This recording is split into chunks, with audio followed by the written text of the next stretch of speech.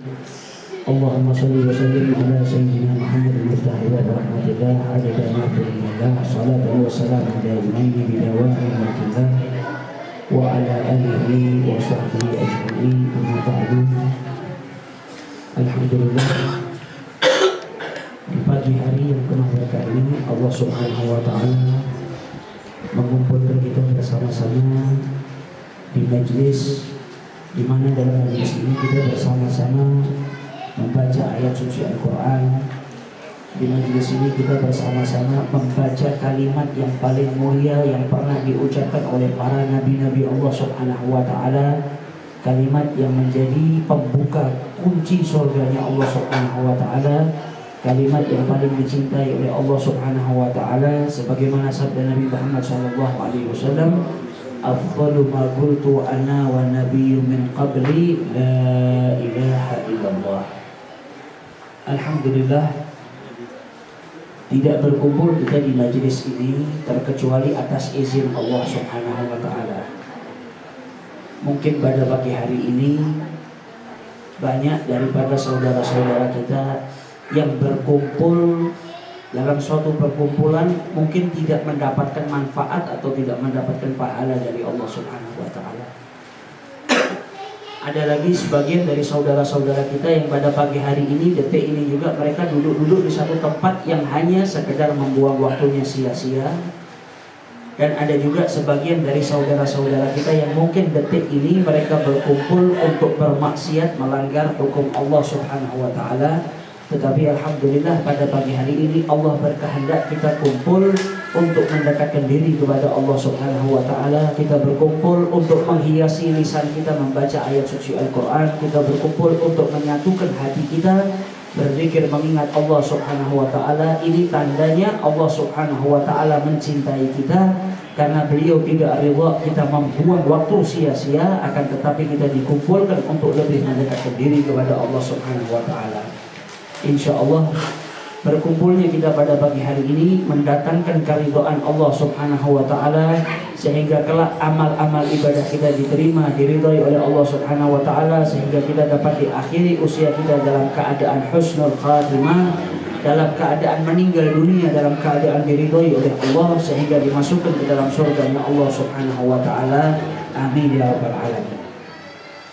Pagi hari ini kita berkumpul dalam rangka selain kita bersilaturahmi, sebagaimana tadi tuan rumah menyampaikan, kita berkumpul di sini tak lain terkecuali untuk mendoakan almarhum. Bukti atau tanda daripada berbaktinya seorang anak kepada orang tuanya, yaitu tetap berbuat baik kepada orang tuanya walaupun orang tuanya sudah wafat. Sebagaimana disabdakan oleh Rasulullah SAW, ada 3 hal yang mana jikalau Bani Adam, anak cucu Adam ini kalau meninggal dunia semua amalnya terputus. Karena seseorang yang bisa beramal itu yang masih hidup. Ketika orang masih hidup, dia bisa beramal sebanyak mungkin. Dia bisa sedekah, dia bisa melaksanakan sunnah-sunnahnya Nabi, dia bisa melaksanakan kewajibannya. Tapi ketika hamba tersebut meninggal dunia, maka dia tidak bisa lagi beramal. Akan tetapi Nabi besar Muhammad SAW menjelaskan ada 3 perkara yang tidak terputus pahalanya walaupun orang yang mendapatkan pahala tersebut sudah meninggal dunia. Jadi orangnya sudah meninggal tapi tetap dia mendapatkan pahala dari Allah Subhanahu wa taala, seakan-akan dia meninggal tapi masih bisa beramal. Dijelaskan oleh Rasul sallallahu alaihi wasallam, setiap Bani Adam jikalau meninggal dunia maka seluruh amalnya terputus terkecuali 3 hal. Yang pertama adalah al-ilmu yuntafa'u bihi, ilmu yang bermanfaat. Maksudnya gimana? Seseorang dia punya ilmu, dia ajarkan kepada orang ilmu yang bermanfaat sehingga orang itu mengamalkan. Ketika dia sudah wafat, setiap orang yang mengamalkan ilmu karena ajarannya, karena dia yang menyebarkannya, karena dia yang mengajarkannya, maka dia tetap mendapat pahala dari Allah Subhanahu wa ta'ala. Contoh kecilnya, misal kita mengajarkan kepada orang yang tidak tahu bahwasanya barang siapa yang sholat memakai siwak, kata Rasulullah SAW, rak'atani bisiwak khairu min sab'ina rak'ah bi ghairi siwak. Kata Nabi, 2 rakaat dengan memakai siwak lebih mulia daripada 70 rakaat tanpa memakai siwak. Maka yang kita ajarkan mengamalkan sunnah Nabi itu.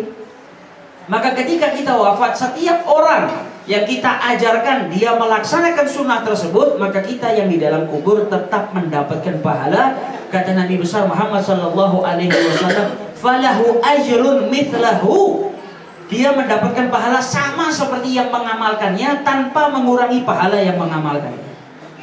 Itu kalau kita ajarin satu perkara. Kalau kita ajarin dua perkara, kita ajarin dia fadilahnya sholat duha, kita ajarin mereka yang tidak tahu keutamaannya sholat rawatib, qabliyah dan ba'diyah, maka setiap amal yang diamalkan oleh orang tersebut yang kita ajarkan, ketika kita wafat nanti kita tetap mendapatkan pahala yang melaksanakan amal tersebut. Yang kedua, kata Nabi besar Muhammad SAW, sadaqatun jariyah. Setiap orang yang sudah meninggal dunia tapi dia punya sedekah jariyah, maka di dalam kuburnya dia tetap mendapatkan pahala dari Allah Subhanahu wa ta'ala. Sedekah jariyah itu seperti apa? Sedekah jariyah misalnya ada orang mau bangun masjid, kita nyumbang. Selagi masjid itu berdiri dipakai orang untuk beribadah, walaupun kita sudah wafat sekian puluh tahun, kita tetap mendapat pahala dari Allah Subhanahu wa ta'ala. Contoh yang lain apa? Kita bersedekah untuk membangun sebuah madrasah Islamiyah. Kita memberikan sebagian daripada harta kita untuk orang yang sekolah, dimana ketika dia belajar ilmu agama dan dia mengamalkan dan dia mengajarkan kepada orang lain, maka kita tetap mendapatkan pahala-pahala tersebut sebagaimana dijelaskan oleh Nabi besar Muhammad sallallahu alaihi wasallam. Dan yang ketiga, kata Nabi besar Muhammad sallallahu alaihi wasallam, adalah doa seorang anak kepada orang tuanya. Doa di sini aplikasinya banyak. Keterangan daripada doa atau penjabaran doa ini banyak. Bisa doa dengan kita panjatkan untuk orang tua kita. Bisa juga dengan amal baik yang kita lakukan atas nama orang tua kita. Bisa lagi dengan amal-amal lainnya seperti menghajikan orang tua yang belum haji kemudian sudah meninggal dunia, mengumrahkan orang tua yang belum sempat umrah dan sudah meninggal dunia, menyembelihkan hewan kurban untuk orang tua yang sudah meninggal dunia. Apapun amal baik yang dilakukan seorang anak untuk orang tua yang sudah wafat, itulah yang dinamakan doa seorang anak kepada orang tuanya. Sehingga datang dahulu seorang sahabat kepada Rasulullah bertanya, "Ya Rasulullah, saya ini dulu pernah punya orang tua. Orang tua saya sekarang sudah wafat. Ketika orang tua saya masih hidup, saya belum sempat berbakti. Yang ada saya nyusahin orang tua. Orang tua saya kurang perhatian dari saya. Terkadang saya berbicara menyakitkan hati orang saya. Ketika orang tua saya hidup, hati saya dibutakan sehingga saya tidak sempat untuk berbakti. Padahal berbakti kepada orang tua itu perintahnya wajib setelah kita diperintahkan menyembah Allah. Wa qadha rabbuka alla ta'budu illa iyyahu wa bil walidaini ihsana. Allah memerintahkan kita untuk menyembahnya dan tidak menyembah selain Allah, digandengkan dalam satu ayat tersebut, wa bil walidaini ihsana, dan berbuat baik kepada kedua orang tua atau berbakti kepada kedua orang tua. Ini merupakan penting. Karena apa? Kalau tidak penting, Allah tidak akan menggandengkan menyembah Allah dan berbakti kepada kedua orang tua. Karena amat penting, karena itu dimuliakan oleh Allah, digandengkan dalam ayat apa? Diperintahkan kita menyembah Allah dan tidak menyekutukan Allah, diperintahkan juga dalam ayat tersebut kita berbakti kepada kedua orang tua. Maka sahabat tadi berkata kepada Rasulullah, saya belum sempat berbakti. Apakah setelah orang tua saya wafat ini saya bisa berbakti ya Rasulullah? Berbakti ini kan yang kita tahu kalau orang tua masih hidup, kita menyayangi, kita membantu, kita taat, kita patuh. Lantas bagaimana dengan saya ya Rasulullah yang kesempatan itu sudah lewat? Ketika masa hidup orang tua saya tidak pernah berbakti. Kata Rasulullah, kamu masih bisa berbakti walaupun orang tuamu sudah tiada. Bagaimana caranya ya Rasulullah? Doakan orang tuamu. Berbuat baiklah kepada orang tuamu dan sambunglah tali silaturahmi kepada sahabat-sahabat ayahmu, di mana di masa hidupnya ayahmu ini saling silaturahmi kepada sahabat-sahabatnya. Setelah beliau wafat, jangan kau putuskan tali silaturahmi itu, tapi kau sambung dengan kerabat-kerabat dan sahabat-sahabat ayahmu. Itu merupakan adalah salah satu bentuk birrul walidain, berbakti kepada orang tua walaupun orang tua tersebut sudah tiada. Maka diamalkan hal tersebut oleh sahabatnya Rasul sallallahu alaihi wasallam. Dan kumpulnya kita di sini, selain kita membantu seorang anak yang mendoakan kedua orang tuanya, kita juga mendoakan orang yang sudah meninggal. Ini merupakan sunnah Nabi besar Muhammad SAW dan merupakan perintah. Karena apa? Di dalam Al-Quran kita diajarkan oleh Allah Subhanahu Wa Taala doa apa? Allahumma ighfir lil muslimina wal muslimat wal mu'minina wal mu'minat al ahya'i minhum wal amwat. Kita diperintahkan oleh Rasul sallallahu alaihi wasallam untuk berdoa kepada Allah, ya Allah, ampunilah dosa-dosa para muslimin wal muslimat yang beriman, mukminin wal mu'minat al ahya yang masih hidup maupun yang sudah wafat. Kita disunnahkan dan diperintahkan oleh Rasul sallallahu alaihi wasallam untuk mendoakan saudara-saudara kita agar diampuni dosanya, baik yang masih hidup maupun yang sudah meninggal. Ini tanda dan bukti. Ada sebagian orang mengatakan doakan orang sudah meninggal itu apa sampai? Kalau tidak sampai, Nabi besar Muhammad SAW tidak mengajarkan. Tapi Nabi mengajarkan bahkan doa tersebut dipakai sebagai syarat atau sebagai rukun ketika seseorang berkhutbah Jumat yang merupakan rukunnya. Di dalam khutbah Jumat itu diwajibkan mendoakan kepada doa yang umum untuk muslimin wal muslimat, dan doa itu dipakai juga oleh junjungan Nabi besar Muhammad SAW.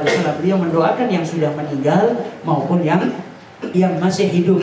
Karena apa? Kita berharap kalau kita saat ini mendoakan orang yang sudah meninggal dengan doa yang baik, kita berharap ketika meninggal dunia pun kita didoakan juga oleh saudara-saudara kita dan kerabat kita. Karena Rasulullah SAW bersabda dalam hadisnya, kama tedin tudan, apa yang kamu perbuat buat orang lain nanti dibalikkan sama Allah Subhanahu wa taala kepada dirimu. Kamu menzalimi orang lain, kamu pasti akan dizalimi. Kamu merugikan orang lain, pasti kamu dibalas oleh Allah Subhanahu wa taala dirugikan. Tapi ketika kita berbuat baik sama orang lain, kama tadin, kata Rasulullah, apa yang kamu berbuat nanti kamu mendapatkan imbal baiknya. Kita mendoakan orang yang sudah wafat, kita pun nanti setelah wafat juga didoakan oleh orang-orang lain. Harapan kita berkumpul di sini, insya Allah nanti kalau kita wafat kita juga didoakan oleh anak-anak kita, didoakan juga oleh kerabat-kerabat kita. Makanya kita dianjurkan berbuat baiklah kepada orang lain. Karena manusia yang paling bermanfaat di mata Allah adalah anfa'uhum linnas. Manusia yang paling mulia, yang paling bermanfaat di mata Allah adalah manusia yang bermanfaat untuk orang lain. Ketika kita bermanfaat untuk orang lain, ketika kita baik kepada orang lain, maka setelah kita wafat, ketika nama kita disebutkan, yang ada orang pasti mendoakan kita. Karena apa? Kita berbuat baik kepadanya. Tapi ketika kita berbuat jahat atau kita acuh, tidak peduli dengan saudara kita, maka ketika kita wafat, nama kita disebut, maka orang hanya mendengar saja, itu mah biasa, itu mah gak punya jasa, itu mah orang jahat, sukanya ngezalimi. Yang ada kita didoakan jelek. Tapi kalau kita bermanfaat, nama kita disebut, paling tidak orang itu menyebut apa? Almarhum, orang yang dirahmati. Allah yarhamuh, semoga Allah merahmati. Rahimahullah, semoga Allah merahmati fulan. Dulu waktu masih hidup saya pernah dibantu gini, insya Allah Allah menerima semua amalnya. Yang ada orang ketika mendengar nama baik kita, nama kita disebutkan, dia mendoakan baik. Karena apa? Kita bermanfaat buat orang lain. Maka dari itu Rasulullah SAW ketika berjalan dengan para sahabatnya melihat jenazah yang digotong. Ketika melihat jenazah yang digotong, para sahabat mendoakan orang yang lewat tersebut. Kemudian Rasulullah bersabda, orang yang digotong ini bisa jadi dia mati dalam keadaan tenang. Yartah, dia senang, dia mati dalam keadaan senang. Memang dia tuh sudah kepingin mati. Karena apa? Sudah penat dengan kehidupan dunia yang penuh dengan fitnah, dengan kehidupan dunia yang mungkin bisa menghancurkan dirinya. Maka ketika dia diberi wafat oleh Allah Subhanahu wa taala, yartah, dia merasa senang, dia merasa tenang, karena hendak berpindah dari dunia yang fana menuju dunia yang kekal, menuju akhirat, alam yang kekal, bersanding dengan Allah Subhanahu wa taala. Bisa jadi orang itu yartah, senang, tenang. Bisa jadi orang yang ada di dunia, makhluk Allah yang ada di dunia ini yang tenang dengan kematiannya. Maksudnya gimana ya Rasulullah? Kalau dia orang baik, ketika dia wafat dia merasa tenang. Karena apa? Hendak bersanding dengan Allah. Kalau dia jelek, dia wafat, makhluknya Allah yang merasa senang dengan wafatnya dia. Karena dia tidak lagi bermaksiat, mengotori dunia ini dengan perilaku buruknya, tidak menzalimi orang lain, tidak berbuat jelek. Berarti setiap orang yang meninggal itu ada dua hal. Ima dia yang tenang atau orang lain yang tenang dengan wafatnya. Karena orang ini suka berbuat jahat sehingga dibenci, sehingga diharapkan kematiannya. Wa iyadillah. Oleh karena itu kita harus berusaha. Nah, duduknya kita di sini, kita baca tahlil, kita baca yasin, kita mengenang orang yang wafat. Ini juga merupakan perintah Nabi SAW. Karena apa? Nabi memerintahkan kita untuk sering mengingat kematian. Otomatis kalau kita hadir ke tempat pengajian seperti ini, kita akan ingat dengan kematian. 100 hari kayak, mau 1 tahun kayak, mau 40 hari kayak. Itu mengingatkan, oh saudara saya 40 hari yang lalu wafat. Mengingatkan kita kalau kita pun nanti juga akan wafat. Dan Nabi SAW memerintahkan kita memperbanyak ingat kematian. Supaya apa? kita bisa lebih bersiap diri supaya apa? Kita punya tameng dari maksiat. Orang yang gak ingat mati biasanya gak takut sama maksiat, tapi orang yang ingat kematian dia akan takut berbuat maksiat atau melanggar hukum Allah. Datang salah seorang sahabat kepada Rasulullah, "Ya Rasulullah, apapun yang kau perintahkan saya bisa lakukan. Tapi ada satu hal yang tidak bisa saya tinggalkan ya Rasulullah." Maka ditanya sama Rasulullah, "Apa yang gak bisa kau tinggalkan?" "Minum arak, berjudi, dan berzina. Karena ini sudah saya lakukan dari dulu. Sebelum kau diutus jadi nabi, kami ini bangsa Arab sudah biasa berzina, sudah biasa berjudi, sudah berbiasa minum arak. Ketika kau diutus menjadi nabi, kami beriman kepadamu. Ada larangan 3 hal. Hanya 3 perkara ini yang tidak bisa saya lakukan ya Rasulullah. Lainnya saya bisa lakukan." Kata Rasulullah, "Kalau begitu oke. Tapi berjanjilah kepada saya agar kamu tidak berbohong. Saya cuma minta satu kepada Anda. Janganlah sekali-kali berdusta." Kata orang tersebut, "Baiklah kalau begitu ya Rasulullah. Saya janji saya tidak akan berdusta, tapi izinkan saya berbuat 3 hal ini." Rasul tidak mengizinkannya, tapi Rasul hanya berkata kepada sahabat tadi, "Jangan berdusta." Ketika dia pergi, dia memegang amanah dari Nabi tadi untuk tidak berdusta, janji. Ketika dia masuk ke tempat pelacuran, dia hendak berzina. Ketika dia masuk ke kamar, maka dia teringat, kalau nanti saya kembali ke masjid Rasulullah untuk melaksanakan sholat, kemudian Rasulullah bertanya, "Apa yang baru saja kau perbuat?" Kalau saya jawab saya berzina, saya malu. Kalau saya jawab saya berbuat, baru saja saya dari kerja, maka saya berdusta, saya melanggar. Maka karena takutnya dia kepada perbuatan dusta tadi, dia tinggalkan. Ketika dia mau minum arak, bagaimana kalau Rasulullah bertanya, "Apa yang kau minum tadi?" "Kalau saya berdusta, saya melanggar janji saya," maka dia tinggalkan. Ketika dia hendak berjudi, dia takut berdusta, maka dia tinggalkan. Akhirnya ketiga maksiat tersebut yang dia tidak bisa tinggalkan, dia tinggalkan karena apa? Janjinya kepada Rasul Shallallahu Alaihi Wasallam yang tak lain menaati perintah Allah, karena Allah melarang kita untuk berdusta. Nah, tapi di zaman ini berbalik. Kalau dulu orang dilarang untuk berdusta, kita sadar, kita baca Al-Quran ini kan ada ayatnya, wala'natullahi alal kadhibin, dan Allah melaknat orang-orang yang berdusta. Laknat ini berat. Ketika kita punya amal sekian puluh tahun banyak, tapi ada satu laknatan Allah luar biasa, itu bisa memberati timbangan kejelekan kita daripada amal baik kita. Orang yang dilaknat Allah sudah tentu diharapkan mencium baunya surga, apalagi masuk ke dalam surga. Nah, kadang manusia ini tidak sadar. Karena apa? Dia menganggap dosa kecil itu gampang. Padahal Rasulullah SAW menjelaskan apa? Jangan kau remehkan pahala kecil, jangan kau remehkan dosa yang kecil. Sampai Nabi bilang apa? Pahala yang kecil seperti apa? Seperti kita berjalan di tengah jalan ada batu, kita inggirkan.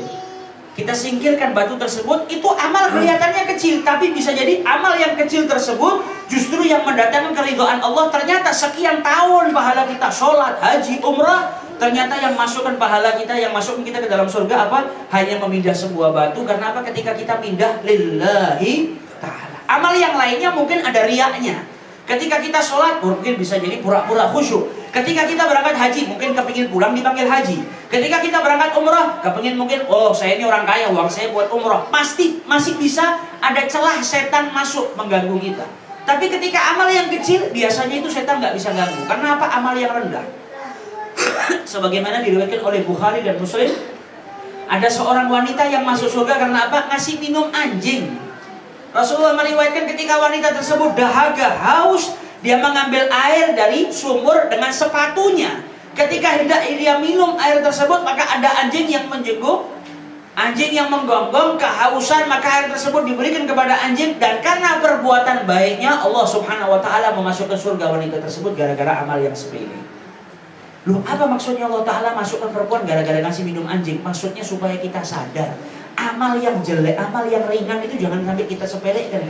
Karena apa? Bisa jadi amal yang ringan yang mendatangkan keridhaan Allah, bisa jadi amal yang besar kita lakukan belum tentu mendatangkan keridhaan Allah Subhanahu wa Ta'ala. Dan Nabi SAW bersabda, jangan kau kecilkan atau kau sepelekan perbuatan dosa yang kecil.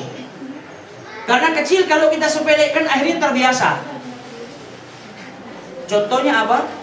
Contohnya kalau kita berjalan kaki tersandung, jatuh, itu biasanya kita tersandung batu yang besarnya serumah atau batu yang besarnya cuma sebiji tangan. Kalau kita tersandung, logikanya kita kena batu kecil. Kalau kita terpleset, biasanya cuma kena genangan air yang kecil, bukan lautan. Kalau lautan tenggelam. Tapi orang yang terpleset bisa bahaya, kena kepalanya dia bisa gagal otak. Orang yang jalan terpleset cuma gara-gara satu lembar kulitnya pisang, dia bisa gagal otak. Nah ini contoh dari Nabi, jangan kau remehkan sesuatu yang kecil, karena yang kecil bisa membahayakan. Tenggelam di lautan besar, belum tentu gagal otak, tapi kepleset genangan air yang sedikit bisa menjadikan gagal otak. Begitu juga dengan maksiat yang kecil, jangan kau sepelekan. Nah, terkadang manusia menganggap remeh perbuatan dusta. Akhirnya perbuatan dusta itu diajarkan ke anaknya. Na'udzubillah min dzalik. Kita nih kasih amanat sama Allah, anak disuruh didik yang baik, tapi anak dididik dengan yang jelek. Karena sudah terbiasa nganggap remeh, akhirnya kita nggak sadar. Nggak sadarnya gimana? Contoh paling kecilnya. Ada telepon, ibunya nyuruh anaknya ngangkat, nak, angkat teleponnya. Kalau nyari ibu bilang nggak ada. Jadi sang ibu sudah mendidik anaknya mulai dari kecil untuk terbiasa berdusta. Sang ibu sendiri yang menjebloskan anaknya untuk terbiasa dilaknat oleh Allah Subhanahu wa taala, wa iyadzubillah. Kita nggak sadar karena apa? Kita menganggap perbuatan dusta jadi hal yang sepele. Tapi kalau kita sadar, setiap larangan Allah Subhanahu wa taala itu ada madaratnya, ada sesuatu yang jelek, maka kita akan menghindar dari perbuatan tersebut. Dan di sini juga menunjukkan, jadi selain mengingatkan kita bahwasanya kullu nafsin dha'iqatul maut, kita juga pasti akan mati. Nabi SAW kalau masuk ke dalam pemakaman, beliau selalu mengucap salam, assalamualaikum ya ahlil kubur. Nabi selalu mengucapkan salam kepada penduduk kubur, kemudian berkata, antum lahikun wa nahnu lantum sabiqun wa nahnu bikum lahikun. Kata Nabi, kalian adalah orang-orang yang mendahului kami dan kami pun nanti akan menyusul kalian. Ini menunjukkan kepada kita supaya kita lebih siap-siap, sadar bahwasanya kelak kita juga akan dipanggil oleh Allah Subhanahu wa taala. Nah, dipanggilnya kita dalam keadaan apa? Dalam keadaan yang baik, husnul khatimah, dalam keadaan yang jelek, su'ul khatimah, wa iyadzubillah. Dan jika datang kematian tidak akan mungkin terlambat dan tidak ada yang bisa memperlambat apapun yang sudah ditakdirkan oleh Allah Subhanahu wa taala. La yastakhiruna sa'atan wa la yastaqdimun, tidak mungkin mundur, tidak mungkin maju. Dahulu Nabi Allah Sulaiman alaihissalatu wassalam sedang duduk. Nabi Sulaiman ini terkenal Nabi yang diberi kekuasaan oleh Allah.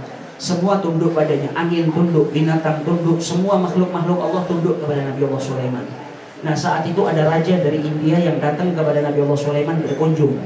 Gak lama kemudian datang salah seorang makhluk Allah berupa manusia.